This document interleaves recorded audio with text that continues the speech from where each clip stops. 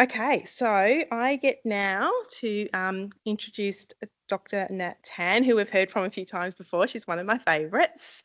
I think, she's done her PhD. So she is a gastroenterologist and a hepatologist, and she recently completed the PhD through through Alfred Hospital and Monash University, exploring the natural history and predictors of outcomes for PSC patients in Australia, which I think is a pretty massive task to have taken on, looking at PSC in Australia. But I'm rapt that she has, and very proud of the work that she's done, and very, very grateful that she's linked herself in with us and been available to talk for us.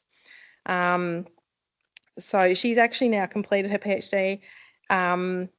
And she's heading off, and she has told me where she's going later this year, and I've forgotten, so she might share that with us as well to get even more expertise in immune-mediated liver diseases, which when she comes back, I hope she's still our friend and comes talk for us again and shares her knowledge and insights. I think that the work that she's begun in Australia is becoming a key resource for further research here and internationally. And having that focus on PSC, there's not many hepatologists that have got that really one. Well, she's obviously not going to only that, but she's got that extra expertise, and that's going to grow further. I think she's going to be a great resource for lots of people around her. So with that, I will invite Nat up to the stand. Thank you.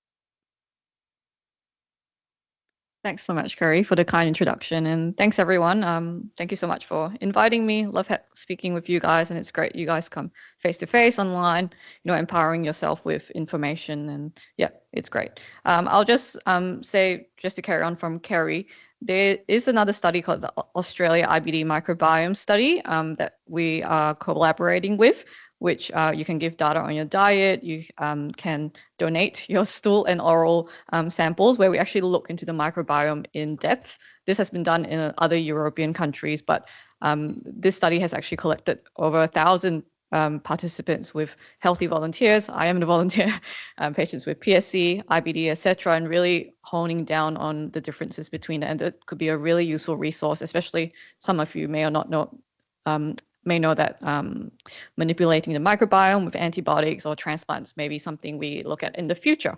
But all right, I'll just move on with my talk. I'll keep it very light on the content, obviously, coming after Avik and Sid, who's given wonderful talks and given a lot of background for you guys already.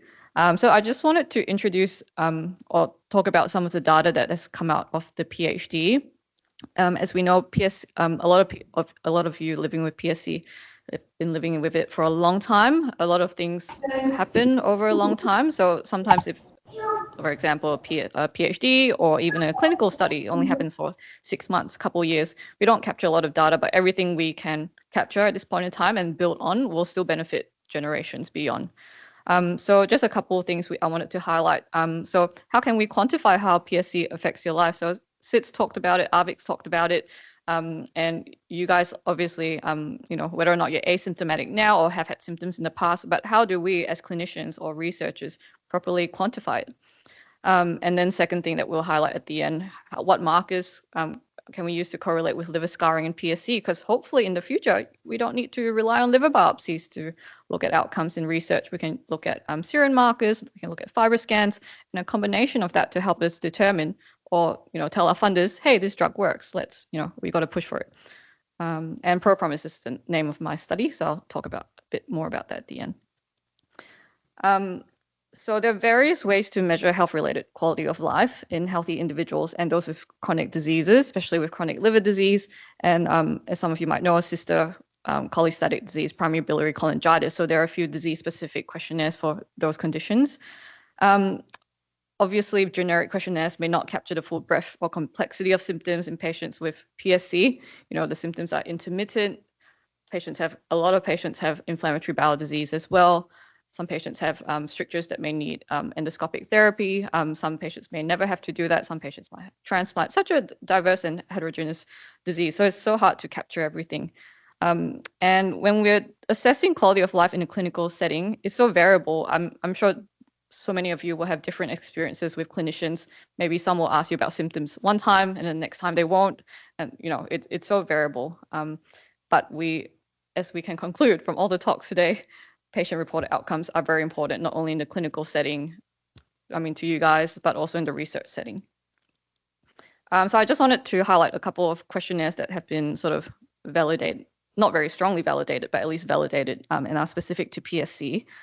So the table on the top actually was developed, I think it was 1997, looking at patients who needed endoscopic therapy to open up a very narrow stricture. So they asked them about pruritus, fatigue, right upper quadrant pain, fevers, things that Arvid was talking about before and after. So it's been recently validated in a Dutch cohort, and actually it was well validated, correlated with liver disease, correlated with post endoscopic therapy and cholestatic markers. So something very useful and something that can be easily administered on the phone. So something to take away for the future for us. The PSC Pro was the first externally very extensive validated questionnaire from America in 2018, which was what we also administered to our patients who are enrolled in our observational study. So we'll talk about some of the outcomes in the next couple of slides. And recently, last year, there was an extension looking at a PSC-specific chronic liver disease questionnaire, which is not validated yet, but it's exciting. There are more and more studies, more and more questionnaires that are specific to PSC coming out. And so we don't have to rely on generic questionnaires that may or may not be relevant to all of us. There are no validated IBD questionnaires that are specific for patients with PSC and IBD. And none of these questionnaires, just to note, have IBD-related questions. So the PSC Pro, which I said, just a bit to elaborate on it a bit more, because we used it for our study. So there are two parts to it. So the first one, in a 24-hour period, we asked patients about their PSC symptoms and how bad they were. But of course, there's a bit of a flaw with that, because as we know, symptoms do fluctuate. So if you've had itch one day and you don't have itch the other day, and it depends what day you're answering the questions, of course.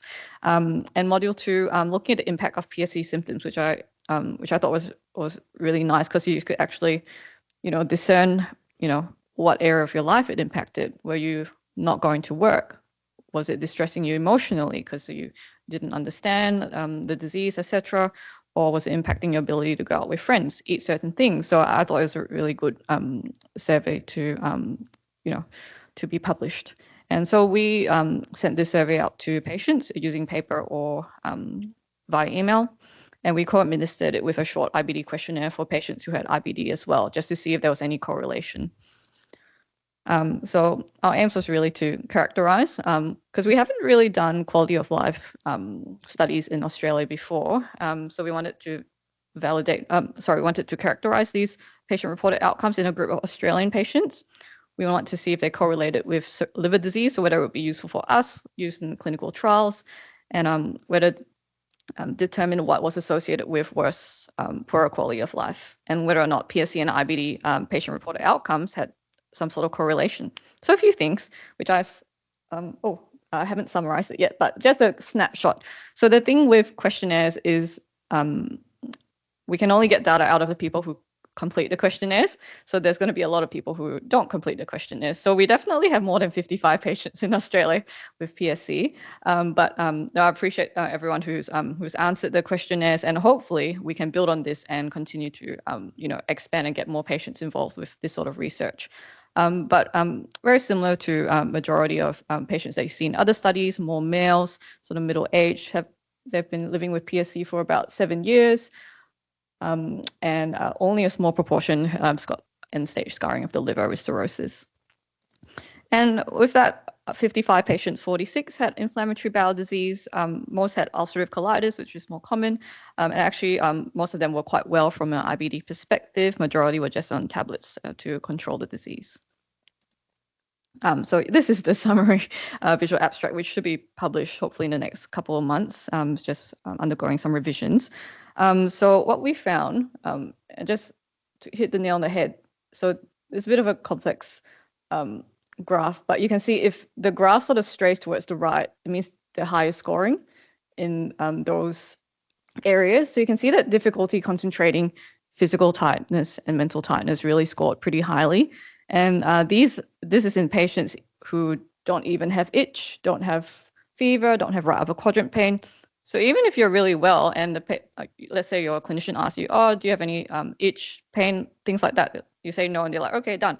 But a lot of people actually suffer from fatigue, even though that's the case. So it's just something to note that fatigue really, really is very prominent in the Australian population. And we found that PSC and IBD symptoms actually had a positive correlation. So if your PSC symptoms were high or high scoring, your IBD symptoms were high scoring as well. There is a bit of bias in that because majority of the symptoms were fatigue. So, but IBD can cause fatigue as well. So it is really important to appreciate those two things. And looking at things that made quality of life worse, so if you've got advanced liver disease, which we spoke about, and also a previous history of cholangitis, which is not unexpected. And interestingly, if you were older, you're probably less stressed from your PSC. I'm not too sure. It is a small, small group, but whether or not you go online less and look at you don't go on Google that much and get source your information from there. I'm not sure, but that's all hypotheses. But just some interesting things, and the only Australian quality of life paper so far. We're still enrolling, even though I finished my PhD, but I still want to continue this as a PSC registry and hopefully expand this. So across 6 sites, this says 85, but that was around Christmas. So we've got about 92 or 94 patients at the moment. So very simple. We've got two people here who are part of the study. They can tell you that there's not much that you need to do. They'll catch up with you either 6 monthly or yearly with bloods, FibroScan. So really very simple. And as we sort of mentioned, we need data and to build that data, and then we can use that to, get outcomes for people in the future. And just a very quick one, just with the bloods and stuff that we've been doing for some of our patients, and talking about surrogate endpoints, looking at markers of fibrosis that we can use in the future. So we took a group of 38 patients who've got scarring of the bile ducts that we can see on MRI. Okay, and we actually compared FibroScan results, blood test results, MRI results, and we actually found that serum tests and looking at the degree of bile duct scarring and whether there's features of cirrhosis or increased spleen length actually has a very good negative predictive value for ruling out advanced scarring. So these are very, very small numbers. This is very preliminary results, but this actually fits in with other studies in Europe where they've got hundreds of patients, thousands of patients. So hopefully we can keep building on this data and hopefully in the future combine with those bigger data sets and hopefully use it to benefit you guys. This is just a picture from Birmingham in December last year. During Christmas, we had a Young Investigators PSC workshop. And I just want to say there's lots of fantastic PSC research going around the world, and Canada, UK, they've got big numbers, lots of young investigators here, but so thankful we had 2 patients who were part of the PSC support group there who were talking and sharing their experience as well. So it was a great experience, and I just want to reassure you that we've it was great to represent Australia there as well, and share some of the data that we have to them as well. And thank you for participating in trials and empowering yourself. The fact that you guys are here, that's fantastic. I'd love to hear from you the type of trials or what you want to get out of the data that we have, even though it's a bit different from the medication trials, etc., the big pharma studies. But I want to hear what's important for you. We don't want to do stuff that's important to us, So that's it. Thank you.